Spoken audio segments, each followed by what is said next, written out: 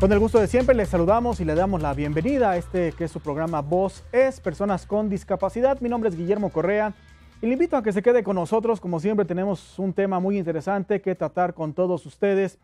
Gracias a quienes nos sintonizan a través del canal 49 y quienes lo hacen a través de las 4 emisoras de radio del Instituto Morelense de Radio y Televisión. Hoy vamos a platicar de un tema muy interesante, ya le decía, todo lo que tiene que ver con el síndrome de Bell o también conocida como la parálisis facial idiopática. En el estudio nos acompaña, como en cada programa, un especialista y hoy le agradezco que haya aceptado la invitación el doctor Roberto Reina Alcántara.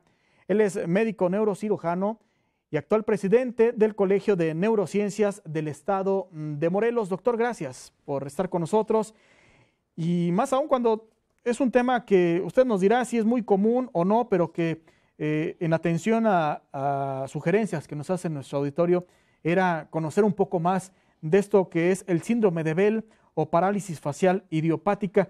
¿Qué es esto, doctor? Bueno, generalmente es un nervio craneal que se encuentra afectado, más que nada inflamado, puesto que sale por un orificio muy pequeño donde normalmente él cabe, y cuando esto ocurre una infección, generalmente se refiere que está asociada a una infección de tipo viral, sí, que ocurre 2 a 3 semanas antes o hasta un mes antes. Entonces el virus afecta esto y puede desencadenar una inflamación. Es un factor predeterminado, aunque hay muchos factores predeterminados. Sí.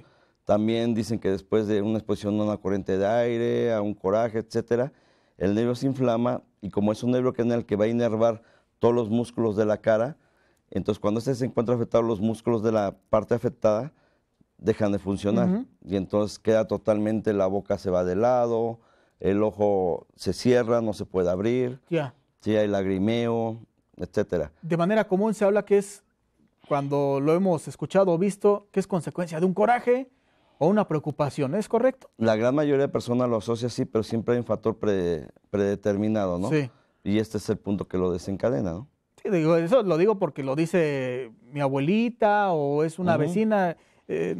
Nuestros adultos mayores que dan sus conclusiones, el por qué le presenta esto. ¿Qué es lo que lo llega a ocasionar a partir de lo que llegamos a escuchar en casa? Y se llega a mencionar, como usted bien lo comenta, que es una infección viral, pero ¿consecuencia de qué? De una gripa. ¿Puede ser tan común? De una gripa tan común. Es lo que refiere en la literatura. Lo que usted mencionaba al principio, que es idiopática. Idiopática es cuando no hay una causa conocida. Ya. Sí, que no es secundario a esto, que no es secundario a aquello. El 95% de las causas de la parálisis de Bell son idiopáticas, o sea, se desconoce el origen. El 5% restante es secundario a una lesión ya de tipo cerebral a nivel local. Sí.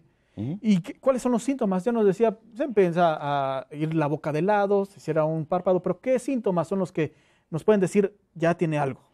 Empieza primero con un poquito de lagrimeo, un poquito de escozor en los ojos, y de repente es el que se acuesta y cuando se levanta no puede abrir el ojo, la boca se le va chueco o al momento de tomar, generalmente se dan cuenta cuando toman algún líquido, el líquido les escurre por un lado del labio, de la comisura labial, les empieza a escurrir. No hay control. No hay control por ese músculo, de esa parte, entonces por ahí se va todo lo que sea líquido. ¿Y esto se presenta de repente? Como le comentaba, es aquellos que se llegan, se duermen y se levantan y ya tienen la boca un poquito chueca, sin darse cuenta, hasta que al momento de enjuagarse la boca o lavarse los dientes o tomar algo de líquido, empiezan a ver el escurrimiento y dicen, ¿qué pasó? Y la gente que está alrededor dicen, pues tienes la boca un poquito de lado. ¿Sí? Ya. Es decir, cuando uno se va a acostar, a dormir, puede irse de manera normal, como se vio en el último momento en el baño, en el espejo. Así es. Dicen que, por ejemplo, hay gente que se baña en la tarde, en la noche, y hay una corriente de aire frío, te expone a mismo y ¡pum! Al otro día amanece con Pero puede ser eso. Así es. Puede ser eso. Y en este contexto, cuando se presenta estos síntomas, esta ya parálisis en principio, en una primera etapa, usted me habrá de corregir los términos, ¿de qué forma comienza a alterar precisamente los movimientos a la persona? Hay trastornos, un poquito de dificultad al hablar, se les dificulta, lógicamente cuando se dan cuenta pues les da pena, ¿sí? Salir porque pues tienen el ojo totalmente caído, no lo pueden abrir, ¿sí? La boca de lado, entonces todos los músculos de la mitad de la cara están paralizados completamente. Y esto obviamente va a requerir de un tratamiento, de un especialista, de lo cual ya platicaremos más adelante. Hoy estamos abordando el tema del síndrome de Bell, de la parálisis facial idiopática. Y hoy nos acompaña aquí en este estudio de Voz es el doctor Roberto Reina Alcántara, quien es presidente del Colegio de Neurociencias del Estado de Morelos. Le recuerdo que usted puede participar a través de nuestras diferentes vías de comunicación telefónicas 243-6200, extensión 158 y también la 184, o bien de manera más práctica con lo de ahora las redes sociales, en el Facebook, en el perfil de Voz es, así nos encuentra, o en el Twitter, @voz_es. Permítanos hacer nuestra primera pausa. Regresamos a platicar más, conocer juntos sobre este padecimiento que ya nos dirán si se puede prevenir.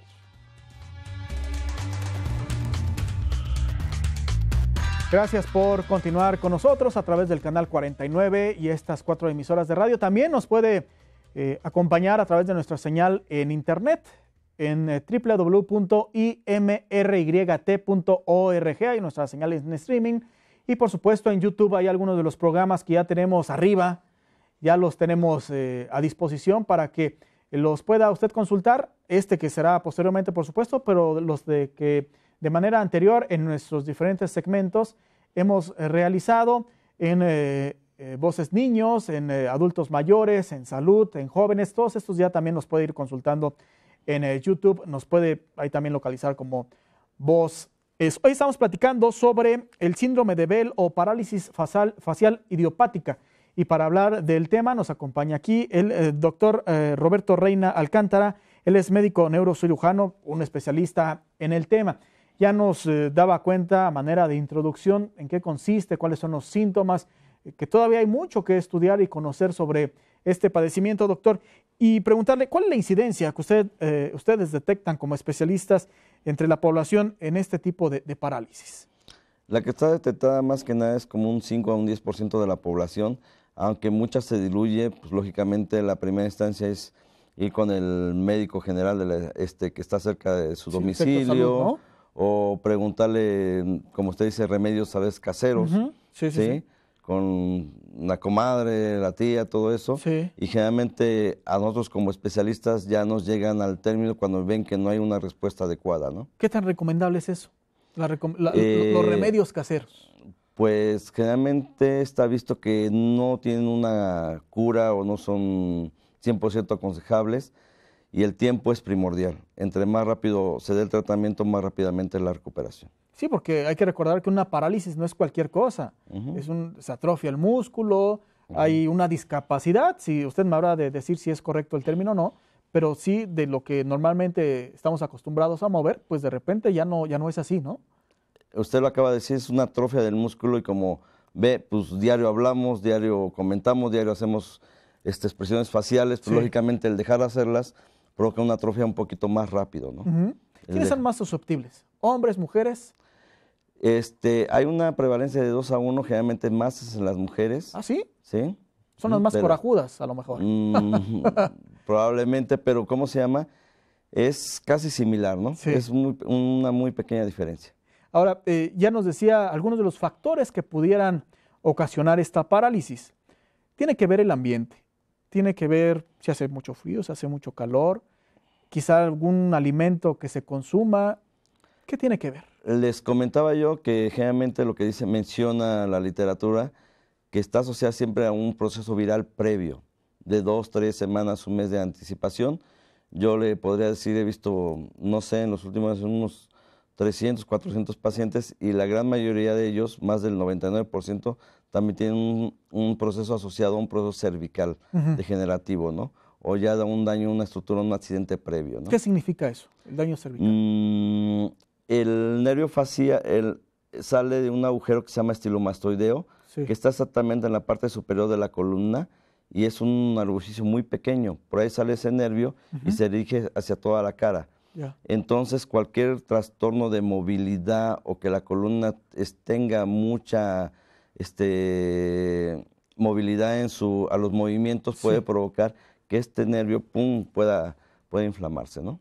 Y es que es increíble, pero el cuerpo humano, todos los tejidos, todo está conectado, o sea, todo tiene una razón y cualquiera de estas fallas puede ocasionar eso, ¿no? Así es. Ahora, en cuanto a edad, ¿Cuál sería quizá donde se presente más el padecimiento? ¿Tiene que ver o en su caso la afectación puede ser de mayor riesgo? Donde se presenta más es en la edad de los 40 a los 60 años. El segundo grupo es de los 20 a los 40. Ya un poquito más jóvenes es un poquito más difícil, aunque también llega a presentarse, ¿no? Pero sí puede representar más riesgo también, entre mayores o menores. El tratamiento más que nada es el tiempo de aparición y cuando se da el tratamiento. Estamos hablando de qué tiempos, de qué periodos. Se menciona que tienen de 1 a 45 días para de que se restablezca. Después de 45 días es casi más improbable que se logre recuperar. Ahora, yo en lo personal he visto el primer día, si acuden al primer día, segundo día, si está el tratamiento y en 3 días también.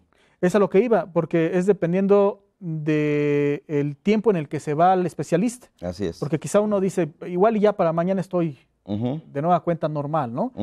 ¿En qué momento es el recomendable que acudir? ¿Por qué no esperarse? Porque entre más pronto reciba tratamiento, más rápido se recupera. Le digo, si va al primer, segundo día de aparición, se da tratamiento adecuado y a los 3, 4 días su cara está nuevamente normal. ¿Sí hay esa posibilidad de que se restablezca al 100%, de manera completa? Al 100%, ¿O hay también riesgos de que quede algún tipo de...? Queda la secuela siempre y cuando se vaya en forma tardía. Más de 45 días la secuela ya es más difícil que se quite. Es donde ya de plano ustedes ya de antemano le dicen al paciente, te voy a ayudar, pero a lo mejor no quedas excelente, ¿no? Y me imagino que tiene que haber una serie de terapias. Sí. ¿Qué tipo de terapias serían? Desde el principio, quizá en la primera etapa, ¿cuál es lo básico? La terapia es hacer nuevamente lo que hace diariamente la cara, la expresión facial. Reírse, sonreír, inflar los cachetes, cerrar los ojos, parpadear, etcétera. Todos esos movimientos hay que hacerlos. Esa es la terapia física, el rehabilitar esos músculos que están ya totalmente afectados. Sí, y eso es utilizando manos, quizá no sé si tengan que ir a algún lugar en específico ayudados de otra persona. Se puede hacer en forma en domicilio, pero también lo ideal también es ir con un médico especialista en eso de medicina física para que le instaure los ejercicios, ¿no? O le dé un poquito a veces como terapia. Sí, porque imagino que es desesperante. Digo, afortunadamente en lo personal a mí no me ha dado y yo espero que así se mantenga, pero cuando uno no puede mover, me imagino que el esfuerzo para tratar de que mueva también afecta en lo psicológico, ¿no? Así es, más que nada, pues la vista, sale uno con el ojo caído, la boca chueca, al momento de comer no puede uno porque se le escurre la comida. Sí. Sí, es desesperante. Es desesperante y que de antemano sepan que va a ir que puede quedar así, el miedo a quedar así. Exactamente. Por eso le decía del trabajo quizás psicológico, que hay que echarle ánimo, oye, si vas a quedar bien, tú, creo que la persona es la primera que le tiene que echar ganas, ¿no? Así es. Bueno, doctor, y en todo esto, cuando se llega a afectar la expresión, la parálisis, ya sea del ojo, la boca, la mejilla, el cachete, todo, la lengua, que usted nos decía que también es complicado, se deja de hablar, ¿hay alguna repercusión, sí, anímica a lo mejor? La familia, el entorno, ¿cuál es la recomendación para aquellos cuando tienen un familiar así? Pues apoyarlo lógicamente, como le digo, cualquier tipo de enfermedad, pues es un grupo familiar donde todos deben estar unidos y es apoyar a la persona que está un poquito mal, ¿no? Y además, como mencionamos al principio, es algo que se puede revertir, ¿no? Sí, ¿no? Porque en principio, el primer, híjole, ya te quedaste así, o verlo feo, o no sé, con cara de sorpresa, porque imagino con un padecimiento así. Estamos platicando con el doctor Roberto Reina, el tema es la parálisis facial idiopática o el síndrome de Bell, que pues resulta a veces muy común que usted lo llegue a observar en algún conocido, en algún familiar, y como ya lo escuchó, en el primer síntoma es acudir de inmediato a su centro de salud para que de ahí ya los envíen a un especialista y que, como ya también lo escuchó, lo pudo ver, hay posibilidad de establecerlo al 100% si se hace al principio y si no, pues atenerse a las consecuencias. Vamos a mensajes y regresamos ya a la recta final de Voces Personas con Discapacidad.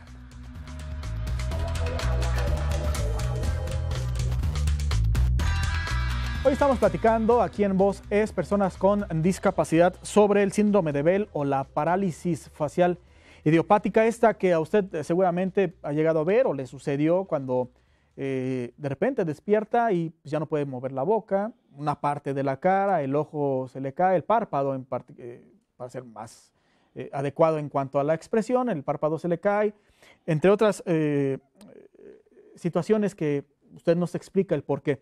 Hoy, para platicar de esto, nos acompaña aquí el doctor Roberto Reina, quien es médico neurocirujano y además es el presidente del Colegio de Neurociencias del Estado de Morelos. Ya nos ha aclarado algunas inquietudes al respecto. Doctor, hablábamos que si bien con terapia esto se puede resolver y demás, ¿qué hay de medicamentos? ¿En qué momento se llegan a recomendar? ¿Desde el principio o ya es cuando ya está entrada esta parálisis? Desde el principio hay que dar tratamiento, está establecido. Hay que dar esteroides, hay que dar antivirales y hay que dar protectores para el globo ocular. La función del globo ocular cuando parpadeamos es, lógicamente, lubricar el ojo. Sí. Cuando el párpado se cae, no parpadeamos, entonces no lubrica el ojo, entonces se puede irritar y puede haber una irritación corneal y tener un daño posterior más grande. Sí. Entonces también es lo recomendable hidratarlo, ¿sí? Con gotas o lágrimas artificiales. Ajá. Esto es, por ejemplo, cuando ustedes recomiendan que se tape con algún tipo de gasa o lentes. Yo generalmente le recomiendo 2 gotas cada 2 horas, cada 4 horas, dependiendo. Y en la noche, pues lógicamente, pues, la función es dormir, tener los párpados cerrados. Para que no se lastime, hay que poner las gotitas antes y taparlo durante la noche. Ya. Y al día nuevamente, ¿no? ¿Qué otro tipo de medicamentos se llegan a utilizar? El que tiene resultados totalmente es el esteroide. Hay que dar esteroides, lógicamente, a una dosis adecuada. Como les comentaba, recetada por un especialista, ¿no? La gran mayoría de médicos sí los indica, pero no a la dosis indicada ni a la dosis adecuada. Hay un factor que les da mucho temor a la población médica que tiene conocimientos básicos, que la gran mayoría de pacientes de este tipo ya tienen diabetes, tienen hipertensión. Entonces, lógicamente, el manejar los esteroides provocan una descompensación de estos. Aumenta el azúcar, aumenta la presión, entonces el miedo a usarlos restringe un poco su uso, ¿no? Pero también tanto paciente como médico lo tienen que evaluar, ¿no? Así es. Y ahora, cuando usted comenta que hay otros padecimientos, la diabetes, la hipertensión, me imagino que para ustedes también se les complica más.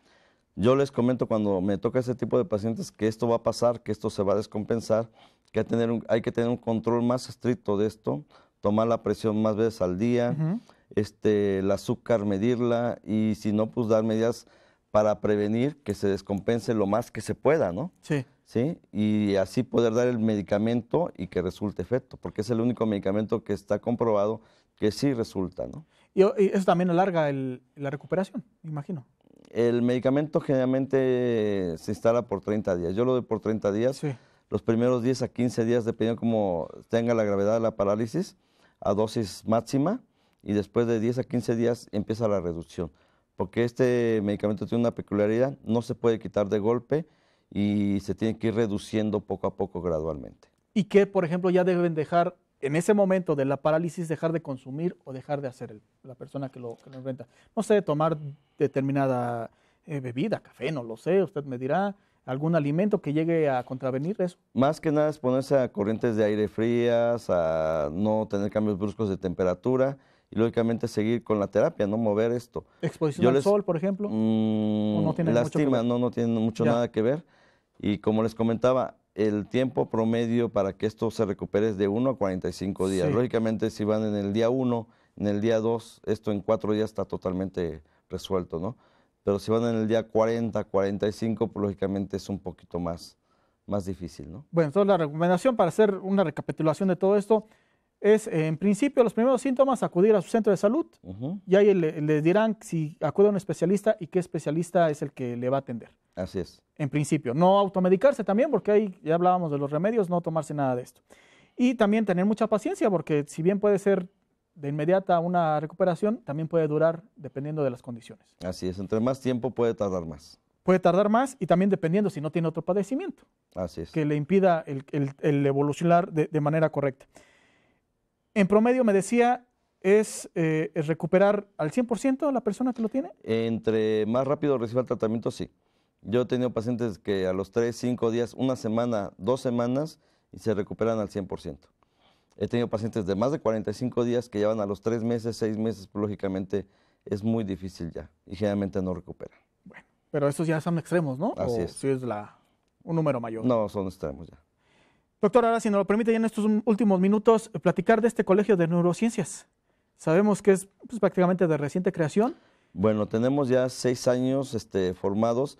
Antes se llamaba Colegio de Neurología y Neurocirugía del Estado de Morelos. Sí. Actualmente ya nos agregamos, que somos un poquito más, ya incluimos a todos los psiquiatras del Estado, Ya. a los psicólogos, neuropsicólogos, y generalmente damos pláticas una vez al mes, según es el penúltimo viernes de cada mes, en el Instituto de Psicología, que ¿Acá? está casi enfrente de la Facultad de Enfermería de UAM. Acá muy cerca de los Aquí Belenes. adelantito de los Belenes. Sí. Exactamente. Y son pláticas que Esa depende abiertas de al qué, público en ¿en general, qué temáticas? de neurología, neurocirugía, psiquiatría, psicología, Ujú. ¿sí? Problemas con pacientes para ver cuál es la mejor solución al tema, etcétera, y lógicamente pues todos compartimos nuestros conocimientos, ¿no? ¿No? Y cuando se tienen a todos estos especialistas, eminencias, quiero saber Ujú. de determinados temas, es el lugar idóneo, ¿no? Sí. Ahí el instituto cuenta con un auditorio con buena capacidad, Sí, claro. ¿sí? Entonces nos dice, se encuentran desde neurocirujanos, psicólogos, Neuropediatras, neurólogos, psiquiatras, neuropsicólogos, psicólogos. ¿publican ustedes esta actividad previa, no sé, en alguna red social o dónde puede uno saber?